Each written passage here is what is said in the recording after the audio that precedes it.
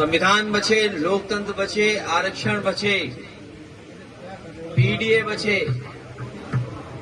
और बाबा साहेब भीमराव अम्बेडकर जी के रास्ते पे चल करके हम लोग डॉक्टर राम मनोहर लोहिया का सिद्धांत जो समानता का है, गैर बराबरी को खत्म करने का है, दाम बांधो नीति को लेकर के आगे बढ़ने का है, उस दिशा में हम लोग काम करेंगे। और नेताजी ने जो रास्ता दिखाया है विकास का और संघर्ष का, उसको लेकर के भविष्य में समाजवादी सरकार बनने जा रही है।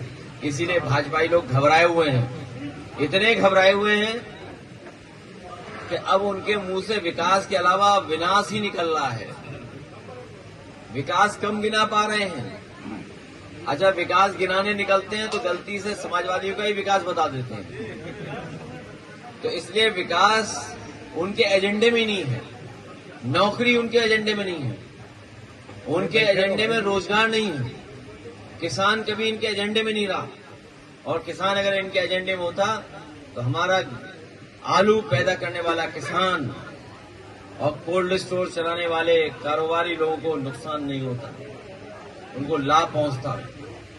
आलू को खरीदने का वादा किया था, 1 किलो भी आलू नहीं खरीदा उन्होंने। मंडी को चौपट कर दिया और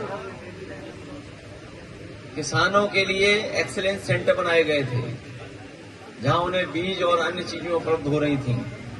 नए जमाने की सब्जियां, नए जमाने की टेक्नोलॉजी के साथ उन्हें लाभ पहुंचता, उसको भी इन्होंने बर्बाद कर दिया। देश का सबसे मॉडर्न काउ मिल्क प्लांट लगा, वो भी बंद कर दिया। कार्डियोलॉजी डिपार्टमेंट का पता नहीं क्या हो रहा है। कैंसर इंस्टीट्यूट के साथ साथ यहाँ कैंसर का इलाज होता, वो पता ही नहीं क्या हो रहा उसका। पैरामेडिकल बर्बाद कर दिया। इन बर्बाद करने वालों को समाजवादी पार्टी के लोग मिलकर के वोट से हराने का काम आने वाले समय में करेंगे। और बर्बाद करते करते इन्होंने आगरा लखनऊ एक्सप्रेस वे भी बर्बाद कर दिया है, उसका भी मेंटेनेंस नहीं कर रहे हैं लोग। इसलिए हम अपने कन्नौज के सभी भाई बहनों को सावधान करने हैं कि बीजेपी के साजिश षड्यंत्र में न उलझें। समाजवादियों के विकास के रास्ते पे चल करके हम लोग कन्नौज को और ऊंचाई तक पहुंचाने का काम करेंगे। आज बीजेपी अपने स्थापना दिवस मना रही है।